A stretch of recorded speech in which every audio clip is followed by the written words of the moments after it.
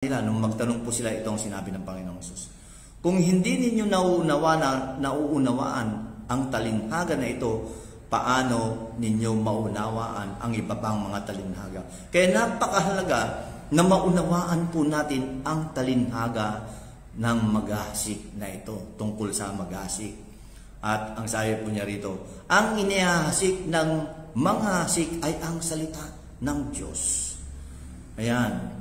Kaya ngayon pong tayo po ay nag-aaral ng salita ng Diyos, nakikinig tayo ng salita ng Diyos, ay inihahasik sa atin ang salita ng Diyos. Ang tabi ng daan kung saan nahulog ang ilang binhi ay ang mga taong nakinig sa salita ng Diyos. Ngunit dumating agad si Satanas at inagaw ang salita ng Diyos na narinig nila. Ayan, inihalin tulad po niya. Yung nung nagasik, nahulog, ang sabi niya, sa tabi ng daan, yung mga binhi. Pero alam po ninyo, agad dumating si Satanas at inagaw ang salita ng Diyos na narinig nila. Akala ng maraming tao, yung mga pagsubok na dumarating sa buhay ng tao, ito ay pakanan ng Diyos. Ngunit alam po ninyo, kapag nakarinig ng salita ang Diyos ang isang tao, nandyan kaagad, nag-aabang ang kaaway ng Diyos, ang dyablo, at ninanakaw niya kaagad ang salita ng Diyos na naririnig po natin. Kaya nga ang sabi mismo ng Panginoong Hesus sa John 10:10, ang sabi niya, ang magnanakaw ay naparito upang magnakaw, pumatay at sumira. Nais ng dyablo na manakaw kaagad ang salita ng Diyos na inihasik sa ating mga puso upang sa gayon ay mawalan tayo ng pag-asa o mawalan tayo ng pananampalataya o hindi natin panampalatayahan ang salita ng Diyos na ating narinig. Tandaan po natin, ang nagnanakaw ng salita ng Diyos ay walang iba kundi ang kaaway ng Diyos. Ito po ay ang dyablo o si Satanas. Ngayon ang sabi po niya rito, ang mabatong lugar kung saan nahulog ang ibang binhi ay ang mga taong nakinig sa salita ng Diyos. At masaya itong tinanggap kaagad. Alam po ninyo, maraming ganun na tao. Masaya, narinig nila ang salita ng Diyos. Napakasaya nila. Maraming ganun na mga tao. Ngunit, ang sabi niya rito, hindi taimtim sa puso ang pagtanggap nila. May mga ganun para.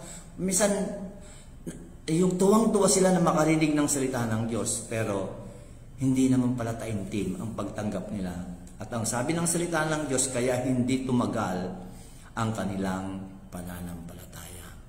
Ayan. Hindi tumatagal ang kanilang pananampalataya. Bakit? Sabi niya, pagdating ng kahirapan o pag-uusig, dahil sa salita ng Diyos na tinanggap nila, tumatalikod sila kaagad sa kanilang pananampalataya. Pakatandaan po natin ang sabi ng salita ng Diyos.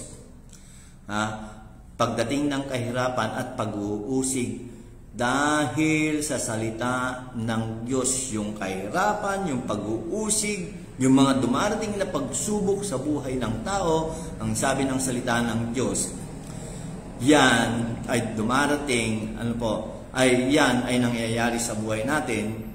At anong ginagawa ng tao? Tumatalikod sila kaagad sa kanilang pananampalataya.